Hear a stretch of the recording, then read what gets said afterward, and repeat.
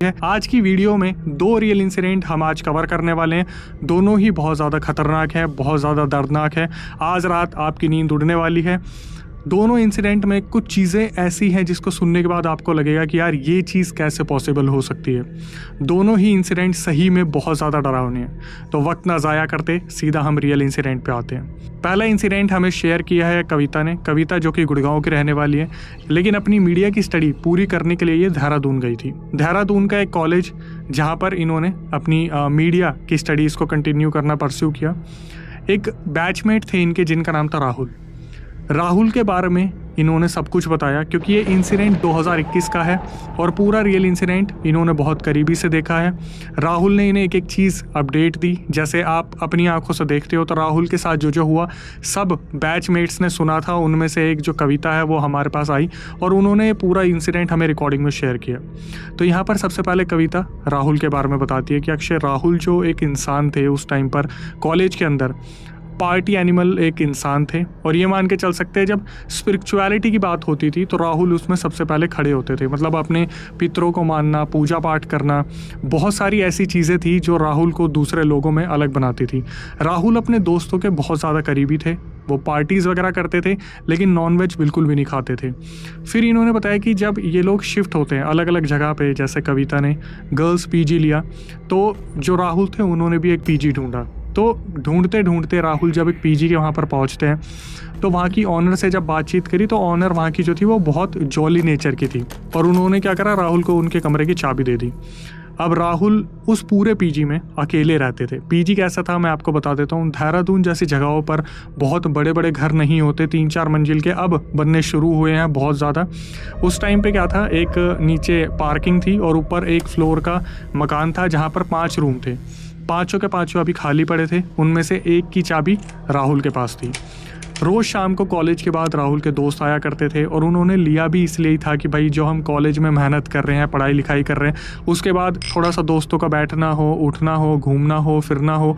राहुल 3-4 महीने से वहाँ पे रह रहे थे और फिर होता है कि जैसे ऑनर का आप ट्रस्ट गेन कर लेते हो। ऑनर ने क्या करा, राहुल को चाबी पकड़ा दी जब भी वो विजिट करती है वहाँ पर, और ये बोल दिया कि अब आगे अगर राहुल कोई भी आता है देखने वाला तो आप उसे रूम दिखा देना और आप सारी बातें कर लेना, रेंट वगैरह हम तक पहुँचा देना।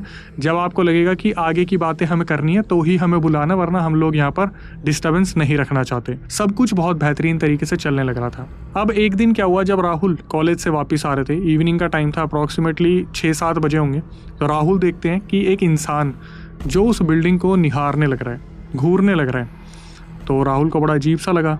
फिर राहुल के दिमाग में आया कि यार शायद कोई रूम देख रहा हो, मैं भी शायद कोई पीजी में रूम लेना चाहता हो। तो राहुल ने पूछा कि हाँ भाई साहब क्या हुआ, आप बड़े तसल्ली से बिल्डिंग को देख रहे हो।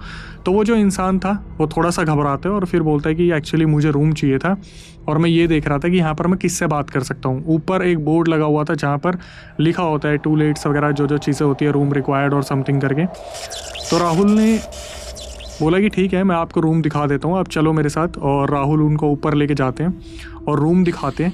तो रूम दिखाते ही जैसे ही रेंट सुना कि यहाँ का जो रेंट है वो 5,000 रुपये महीना है, उस आदमी ने क्या करा, सीधा राहुल के हाथ में रेंट पकड़ा दिया। तो राहुल उनको बोलते हैं कि रुको भाई साहब, मेरे को एक बार ऑनर से बात करनी पड़ेगी, मुझे रेंट एग्रीमेंट भी बनवाना है, आपका वेरिफिकेशन भी होगी। तो वो इंसान बोलते हैं कि नहीं नहीं, हम रेंट एग्रीमेंट नहीं बनवाना चाहते, आप ये पैसा रख लो और शाम को हम आएंगे और अपना जो है रूम आपसे ले लेंगे। तो राहुल ने पूछा कि भाई एक बात बताओ, आप अकेले आने वाले हो या किसी के साथ आने वाले हो, यहाँ पर कौन रहेगा, क्योंकि मुझे ऑनर को अपडेट देना है। तो उन्होंने अपने बारे में बताया कि अभी हम रिसेंटली जो है हमारी शादी हुई है, तो हमारी वाइफ जो है न्यूली मैरिड, वो हमारे साथ आएंगी। तो राहुल को लगा ठीक है। अब राहुल को ये तो पता था कि हमारी जो ऑनर है वो सही में लालची है, इसलिए वो यहाँ पे नहीं आती और वो इस चीज़ के लिए बहुत इजीली कन्विंस हो जाएगी कि एग्रीमेंट नहीं बनवाना। क्यों? क्योंकि अगर एग्रीमेंट बनवाना पड़ेगा तो पैसे देने पड़ेंगे, टैक्स देना पड़ेगा, ये सारी चीज़ें छुपाने के लिए वो ऑनर जो है ये कर सकती है। तो राहुल ने क्या करा, ऑनर को फ़ोन किया और बताना शुरू किया कि ऐसे ऐसे एक आदमी आया था और मैंने रूम उसे दिखा दिया है और उसे रूम पसंद आ गया, उसने रेंट दे दिया। तो ऑनर ने बोला कि ठीक है 1-2 दिन बाद मैं आ जाऊँगी, फिर रेंट एग्रीमेंट बनवा लेंगे। तो राहुल ने फिर मेंशन किया कि नहीं नहीं, वो जो आदमी था वो मना कर रहा था रेंट एग्रीमेंट के लिए। पहले तो ऑनर भी काफ़ी शॉक्ड थी इस चीज़ को सुन के कि यार ये कैसे पॉसिबल हो सकता है, क्योंकि रेंट एग्रीमेंट नेसेसरी है। तो ऑनर ने क्या किया, जैसे उन्हें पता है कि राहुल समझदार है, राहुल से पूछा कि तुम्हें क्या लगता है ठीक था इंसान। राहुल ने बोला दिखने में तो ठीक है और न्यू मैरिड कपल है, तो कपल आएगा तो क्या ही कर लेगा। तो ऑनर ने क्या करा, समझदारी दिखाई और वही कि हाँ ठीक है, एग्रीमेंट वगैरह छोड़ो, इनको चाबी दे देना और ये रहना शुरू कर देंगे। अब जब भी मेरी विजिट होगी मैं आके इनसे मिल लूँगी। राहुल को ये पता था कि आज रात को वो अपना सामान लेके आने वाले हैं। राहुल ने थोड़ा सा वेट किया, उसके बाद फिर वो सो गए। एक रात बीत गई। दूसरी रात जब वो सो रहे थे, अप्रॉक्सीमेटली 12:30-1 बजे, उनकी जो बिल्डिंग थी, जो पीजी था, उसके बाहर कोई लगातार हॉर्न बजाने लगा। अब जब बहुत देर तक हॉर्न बजने लगा तो राहुल की नींद टूटी और राहुल को गुस्सा आया कि यार हमारी इतनी बड़ी रोड है, यहाँ पर जाम भी नहीं लग सकता, तो ये चीज़ कैसे पॉसिबल हो रही है। राहुल उठे और वो जब जाके नीचे देखते हैं तो उस टाइम पर क्या था, नीचे एक टेम्पू खड़ा था, टेम्पू में सारा सामान लदा हुआ था और वो जो डार्क कॉम्प्लेक्शन वाला इंसान था वो वहाँ टेम्पू में बैठा हुआ था।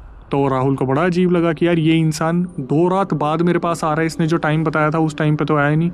तो वो जो इंसान था नीचे से हाथ हिला के बोलता है कि भैया मेरा सामान ऊपर तक शिफ्ट करवा दोगे। अब राहुल इस रवैये से चिड़े हुए थे तो राहुल ने उनसे बोलना शुरू करा कि एक बात बताओ, आप पहले तो उस टाइम पर नहीं आ रहे जो आपने बताया था, आप उस दिन में नहीं आ रहे हो, और ये कौन सा वक्त है और ये उठाने का क्या तरीका है। आप नॉक कर सकते थे, आप आवाज़ लगा सकते थे, यहाँ खड़े होकर आप हॉर्न पे हॉर्न बजाए जा रहे हैं। तो वो जो इंसान था वो एकदम से अपनी वाइफ की तरफ देखते हैं, वाइफ साइड में बैठी थी और वो जो टेम्पो वाला था वो बाहर निकल के खड़ा हुआ था। तो राहुल की नज़र जब जाती है उनकी वाइफ पे तो राहुल को लगता है कि ठीक है यार, न्यूली मैरिड कपल है और इतना ज़्यादा जलील करना बनता नहीं है। तो राहुल नीचे गए। अब तीनों ने हाथ लगवाया, वो जो टेम्पो वाला था वो भी, राहुल भी, और वो जो नया इंसान आया था वो भी। सारा सामान उनके रूम में शिफ्ट करा और शिफ्ट करने में अप्रॉक्सीमेटली 1-1.5 घंटा लग गया था। राहुल उस टाइम पे बहुत चिड़चिड़े हो गए थे, उन्हें ऐसा लगा कि पता नहीं कौन आ गए, मैंने किसको रूम दे दिया। फिर राहुल अपने कमरे में जाके सो गए। सुबह मुश्किल से 5:30-6 बजे होंगे, राहुल को जिम जाना था।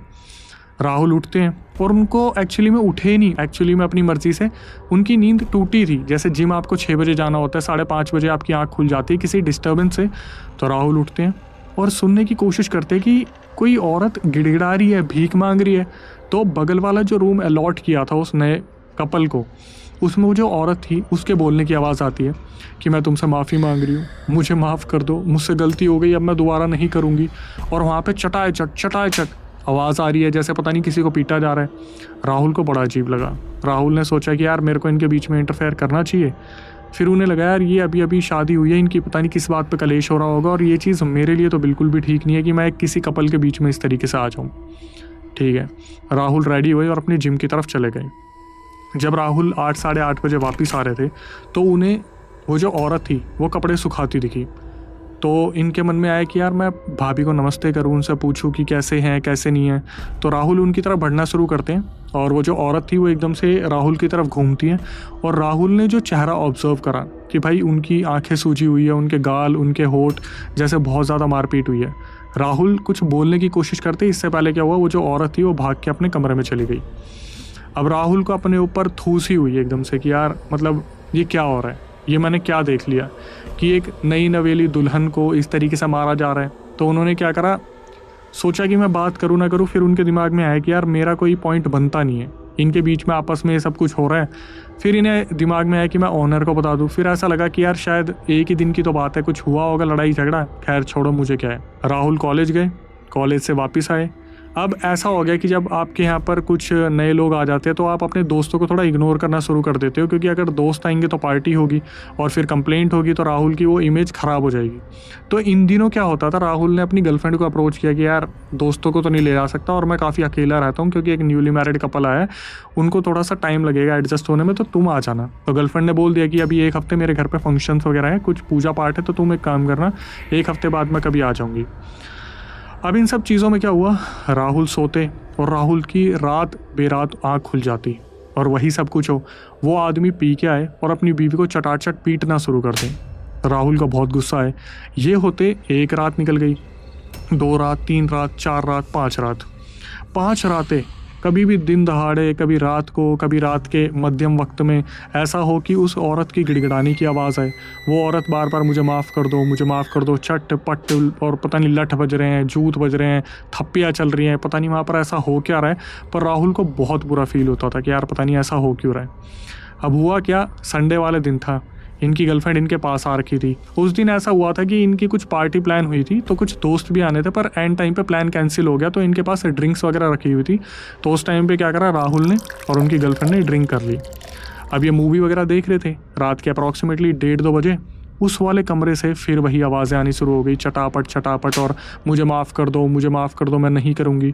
तो एकदम से जो इनकी गर्लफ्रेंड बैठी थी राहुल की, उन्होंने पूछना शुरू करा कि यार ये हो क्या रहा है, क्या चल रहा है तुम्हारे यहाँ पे। तो इन्होंने बताया कि यार ये जो न्यूली मैरिड कपल आया ना, इसमें जो इंसान है ये पी के उस लड़की को बहुत मारता है। तो वहाँ पर क्या हुआ, उनकी जो गर्लफ्रेंड थी राहुल की, उनको आगे गुस्सा। उन्होंने बोला कि राहुल तुम एक नामर्द हो क्या, तुम एक लड़की को पिटते देख रहे हो, यहाँ पर वो लड़की शादी करके आई है और ये इंसान इतनी बदसलूकी से उससे पेश आ रहा है और तुम बस बैठ के देख रहे हो। अब इतना ही बोलना था। राहुल ने बताया कि यार एक्चुअली में जितना मुझे पता चला है ना, ये शादी करके तो नहीं आया, एक्चुअली में लड़का इस लड़की को भगा के लेके आया। अब इनकी गर्लफ्रेंड को लगा भाई ये तो और भी ज़्यादा टॉर्चर है कि तुम एक लड़की का विश्वास जीत रहे हो और फिर तुम उसे लेके यहाँ पर आ गए और तुम उससे मारपीट कर रहे हो, तो कहीं ना कहीं शायद मिसिंग कंप्लेंट भी हो।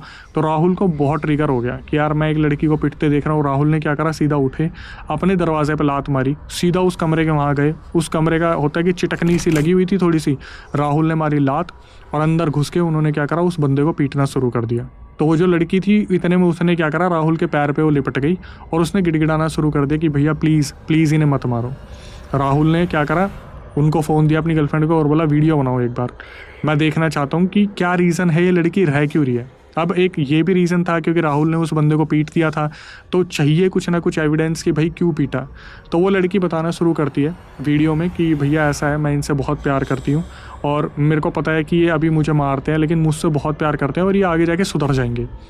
तो भाई राहुल को और भी गुस्सा आया, उसने और 2 थप्पड़ दिए कि ये लड़की आज भी तेरे साथ खड़ी है और तू यही हरकतें कर रहा है। इतने में क्या हुआ, इन्होंने वीडियो बना ली, एविडेंस ले लिया कि इस लड़की को प्रताड़ित किया जाता है बहुत ज़्यादा। उनकी गर्लफ्रेंड ने भी बोलना शुरू करा कि यार आप पिट रहे हो यहाँ पर, आपको अपने मम्मी पापा को बताना चाहिए। तो उस लड़की ने कुछ ऐसी बातें बता दी जिसको सुनने के बाद फिर इन्हें लगा कि भाई मामला सही में थोड़ा सा ऊपर जा चुका है। वो लड़की बताती है कि ये मेरे को भगा के लेके आए हैं और मैं एक्चुअली मैं अपनी मर्ज़ी से भाग के आई हूँ, मैं इनसे बहुत प्यार करती हूँ, तो मैं अपनी मम्मी पापा को ना ही बता सकती और ना ही वापस जा सकती। अब इतने में क्या हुआ, राहुल और उनकी गर्लफ्रेंड वहाँ से निकलते अपने रूम में जाते हैं। वो जो इंसान था वो बहुत बुरी तरीके से चिढ़ गया था क्योंकि बात ईगो पे आ गई थी। उसने क्या करा, कोई चीज़ राहुल को मारने के लिए ढूंढनी शुरू करी और वो सीधा भागा छत की तरफ, क्योंकि छत पे कुछ रॉड रखी हुई थी जहाँ पर राहुल जिम वगैरह किया करते थे कभी कभार जब वो एक्चुअल जिम में नहीं जा पाते थे।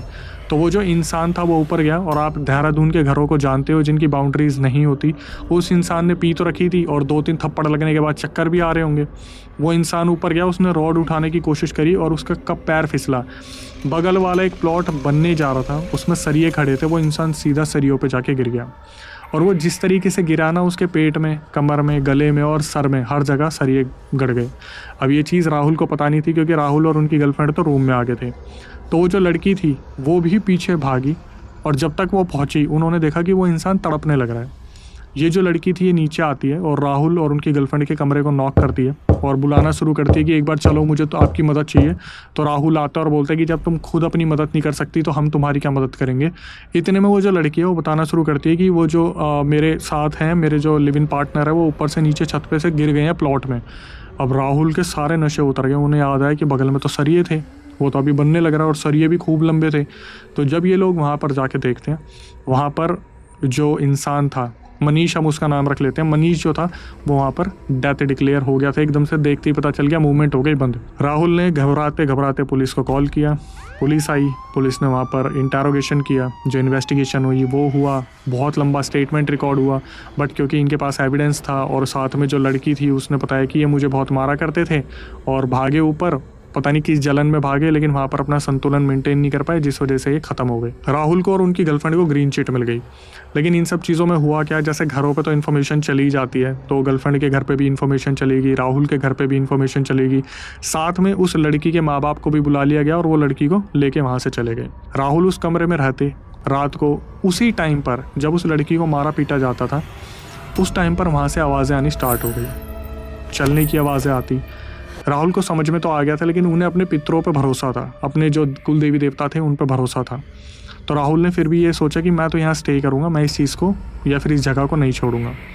अब इनकी गर्लफ्रेंड आती, उन्हें भी आवाज़ आनी शुरू हो गई कि कोई चल रहा है, कोई बाहर जा रहा है, कोई इधर उधर जा रहा है। और इन सब चीज़ों में कुछ चीज़ें बहुत ही नई होनी स्टार्ट हो गई। जैसे बताया था आपको कि फर्स्ट फ्लोर पे ये लोग रहते थे, नीचे पार्किंग थी, तो दोस्त आया करते मिलने के लिए और वो फर्स्ट फ्लोर पे चप्पल उतारते और जब वो बाहर आके देखते उनकी चप्पल गायब। एक चप्पल ग्राउंड फ्लोर पे पड़ी है, कोई गेट के पास पड़ी है, कभी कोई छत पे पड़ी है। अब दोस्तों ने भी डरना शुरू कर दिया, क्योंकि छोटी जगह पर जब ऐसे इंसिडेंट हो जाते हैं, खासकर आपके दोस्त के साथ, तो ये इंसिडेंट फैलने में टाइम नहीं लगता। अब सारे दोस्तों को पता चल गया। लोगों ने क्या करा, राहुल को अवॉइड करना शुरू कर दिया, उससे दोस्ती ख़त्म कर दी, सब ने उनसे फासला बनाना शुरू कर दिया। अब राहुल इतने अकेले पड़ गए, उनकी गर्लफ्रेंड के घर पे पता चल गया था तो वो आ नहीं पा रही थी, तो राहुल इतने अकेले पड़ गए, फाइनली वो इतने डिप्रेस हो गए कि उन्होंने एक डिसीज़न लिया कि मैं इस घर को छोड़ दूंगा। और फाइनली उन्होंने एक इमरजेंसी में नोटिस पीरियड दिया। नोटिस पीरियड देने के बाद जो है ऑनर आई और ऑनर को फिर बताया कि ऐसे ऐसे इस जगह पे ये सारी चीज़ें हो रही हैं। हालांकि ऑनर पैसे वाली थी तो पुलिस वालों ने भी ज़्यादा वहाँ पर कोई दिक्कत नहीं की। पहले तो वहाँ पर कोई रहने ही नहीं आया, क्योंकि उन्हें पता चल गया था कि भाई साइड में कोई मरा है तो इस घर में ऐसे ऐसे दिक्कत है। और फिर पड़ोसी भी बता देते थे कि भाई थोड़ा सा देख के रहना। वहाँ पर कुछ लोग थे जो होते हैं ना कि हम भूत प्रेतों को नहीं मानते, वो लोग वहाँ रुकते थे, लेकिन एक एक हफ्ते में उन्होंने खाली किया है। अब दोस्तों आते हैं मेन पॉइंट पे। जब हम बात करते हैं कॉलेज यूनिवर्सिटी के बारे में, तो आपको पता है कि बहुत जल्दी चीज़ें वायरल होती है और बहुत जल्दी चीज़ें पकड़ में आती हैं। तो कविता इनका असली नाम नहीं है, जो इंसान है जिनके साथ ये बीता था उनका भी राहुल असली नाम नहीं है, ये काल्पनिक नाम है। लेकिन रियल इंसिडेंट पूरा का पूरा है, क्योंकि इन्होंने ही हमें ये बोला कि नाम छुपा देना, और राहुल नाम इन्हें ही दिया। लड़की को एक नाम देना था तो कविता अपनी तरफ से हमने दिया, लड़के को भी मनीष अपनी तरफ से दिया। खैर, यहाँ पर होता है पहला इंसिडेंट ख़त्म और अब शुरू होता है दूसरा रियल इंसिडेंट। कुछ टाइम बाद राहुल को मतलब उनके फ्रेंड्स का ना होना और ये constant feeling of being watched इतना बॉदर करने लगे कि उन्होंने अपना रूम चेंज कर लिया। बट उसके बाद जब वो उन्होंने रूम चेंज किया ना, तो एक अजीब सी चीज थी। उनके जाने के बाद वहां जो भी आया ना, एक हफ्ते से ऊपर उस जगह में, उस बिल्डिंग में कोई नहीं रहा है। मतलब उस बिल्डिंग में लोगों ने जाना बंद कर दिया था। उस बिल्डिंग को लोग काफी ज्यादा इग्नोर करते थे। एंड देहरादून की ऐसी बहुत सारी स्टोरीज है।